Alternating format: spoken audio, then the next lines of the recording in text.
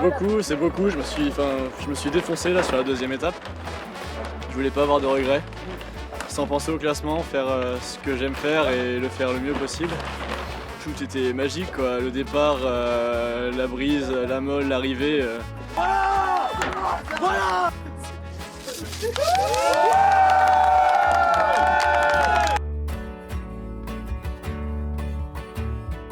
Bah là j'ai un peu l'impression de réaliser mon rêve de la mini que j'avais pas achevé et j'ai fondu en larmes à l'arrivée, c'était trop bien quoi. Ouais. Ah il y a eu des pointes à 20 de nous, c'était n'importe quoi. Ouais. Sur un bord c'était trop bien parce que le bateau surfait les vagues, mais par contre l'autre on était pile poil dans l'axe.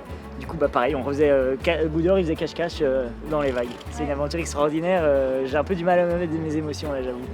En tout cas, Je me sens tout drôle. Super mon gars. un champion. Un champion. Un champion, tu l'as fait.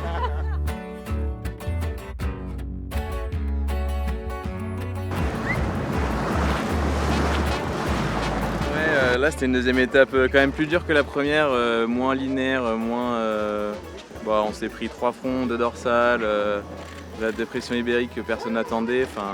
Mais après, comme je suis parti dans le bon groupe dès le début, en fait je trouve que c'est ça qui fait la différence. Dès que tu pars dans le bon groupe, après tu es bien placé. Et ensuite l'enchaînement il se fait assez naturellement quoi. Ce qui fait la différence sur la SAS, c'est que c'est pas les courses de saison où vraiment on peut s'en sortir avec la vitesse.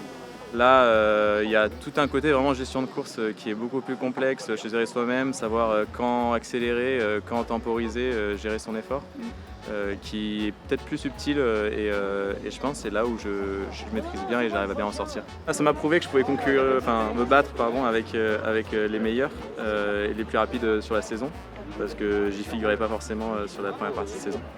Et du coup, c'est de bon augure pour la suite et j'ai bien hâte des entraînements d'hiver et puis la saison prochaine qui arrive, même si on va quand même prendre le temps de savourer cette victoire et ce deuxième podium.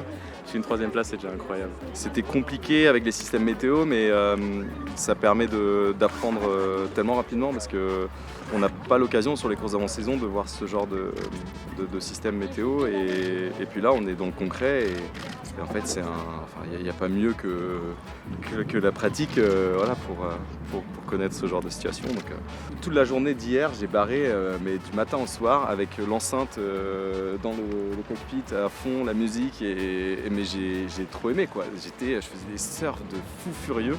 C'est comme si on disait à un skieur, tu vas monter en haut d'une montagne et puis tu vas descendre la montagne pendant 15 heures quoi. Et en fait ça s'arrête jamais quoi. Et c'est que des surfs, ça va hyper vite et c'est juste un bonheur. C'était super différent de la première étape, mais très très content d'être arrivé.